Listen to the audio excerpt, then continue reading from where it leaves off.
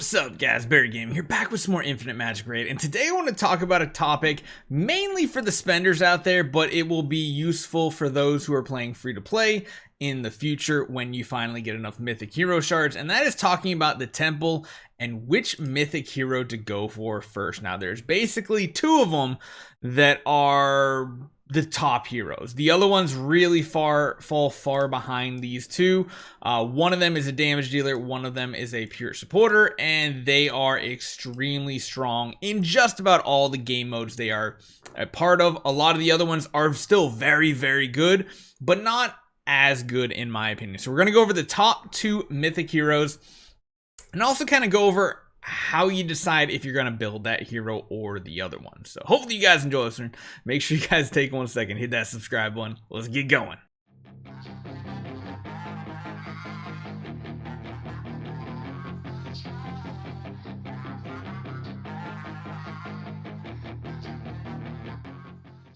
So the first one we're going to talk about is probably going to be the one a good majority of players go for, and that is going to be my man Lucifer right here. He is extremely strong, insanely good single target damage dealer. Think of like the new hero Megan, how like bursty and single target she can do, but he has some other things that are really, really great with him. So let's start off. First off, he is an attacker. He is part of the red mark, so if you're already trying to push the red mark tower, that could be a very good one. If you have some Doom Legion heroes to get the better aura, it can show right here. It reduces the damage taken, which is very, very nice. But yeah, let's take a look. His bow attack. Yes, he is. A lot of games has Lucifer as like a sword wielder. This one, he is most definitely an archer. So bow, his base attack deals 200% attack damage to a single enemy. When crit is triggered, launches an additional attack. After killing the target, attacks the target with the lowest HP up to an additional 2 more times. When attacking the same target, the damage dealt for the second time is 70% of the previous one. So let's break that down because there's a lot to it, and then we'll talk about his exclusives. So number one, big percentage, 200% attack damage on a single target is a pretty solid damage number. When he does crit, aka you're gonna probably want to run like a wild set or slay set or something like that on him, he can launch an additional attack. If he does kill that target he's going for, he's then going to attack the next target with the lowest HP. If he does hit twice, the second attack is going to do 70% of the previous one. Okay, a lot to kind of break down there. Increasing the attack damage is very, very nice. It goes up to a total of 260, and then if you do get him ever to exclusive 2, which is going to take a while, it also gains an additional 15% crit damage on the attack itself, and additionally attacks no longer reduce the damage. So all that seems really good. Very strong single target attack with the addition of being able to attack multiple times. Very, very strong. Now, his first active ability, Hidden, deals 550% attack damage to a single enemy. Remember, Megan's big active ability does 600%. This one's doing 550 already, and then it does get boost and cooldown lowered. It also inflicts feebleness and grants self-stealth. So not only is he protecting himself, he's increasing the damage that enemies taken, especially on bosses. This is extremely, extremely good. Now, when you do get him up to exclusive 1, it inflicts feebleness 2, which I believe ups it to a 40% damage received, just like you have with Catherine, whichever, and inflicts a severe wound, lowering the healing that target's going to take. So very strong single target damage attack. Curtain Call is his his passive skill. At the start of each wave, Lucifer grants self-stealth for 1 round. Awesome as protection. And when he is under stealth status, increases his crit rate by 30% and crit damage by 30%. The duration extends 1 more turn if Lucifer is under stealth status when he kills a target. If not, he receives stealth again. And then, yeah, you level it up, increases his crit damage for another 40%. You kind of get where we're going here with the crit damage and everything on him. Extremely strong single target. Stealth is his survivability. You could even run some leech on him, and he has some insane leech. Now, Karma, his main active skill, is insane. Deals 840% attack damage to a single enemy. Deals 20% more damage if the target has a buff or debuff. 20% more. That's a lot more damage. Increases the attack rate up to what? 1020 and lowers the cooldown. And then on top of all that, if you get his exclusive to level 3, reduces all enemies' defense by 60% for 2 turns if Lucifer inflicts a kill with this karma effect. Then cast karma once more on a random target. It attacks twice if he kills something.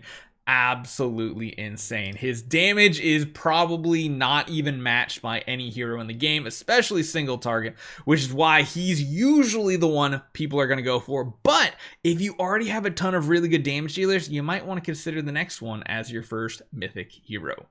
Luna, my goodness, is she a strong hero. She is a supporter for the Force mark, and she is part of the Forcer. So if you're like me going for Megan, Serena, it might be the pick since you already have the damage capabilities. Now this, you can already see how many things she has on her character. She is the ultimate supporter you will ever see. She has turn meter, she has healing, she has buffing, she has removal of dots, she revives, she does literally everything in a single hero. So let's get into her skills, starting with New Moon. Her basic attack deals 140% attack damage. We don't really care.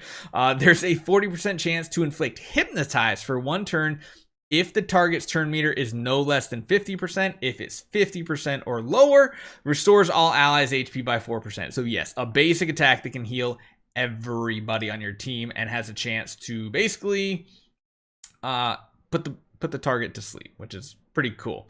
Yeah, nice, solid.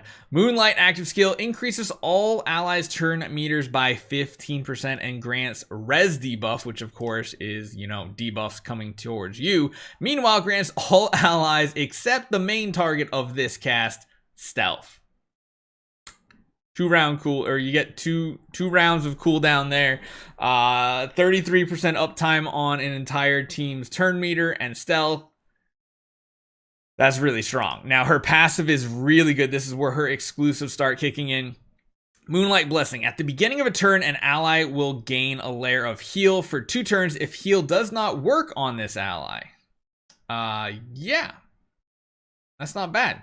Luna has a 60% chance to reduce 20% of incoming attack for 1 turn when she takes direct damage. So that is a very strong survivability fact. By itself, it's a decent skill, but when you get the exclusive, it gets kind of crazy. It lowers the attack down by 40%, and then exclusive 2 upgrades the heal granted by Luna to pure energy. When a turn starts, each layer of pure energy restores 10% of the maximum HP of the caster. That's really good because this is going to help counteract things like HP burn and stuff like that. Very solid. Last but not least, let's get to that big old active skill, Quietness. Cleanses all allies 5 layers of dot debuffs. Talk about an HP burn counter.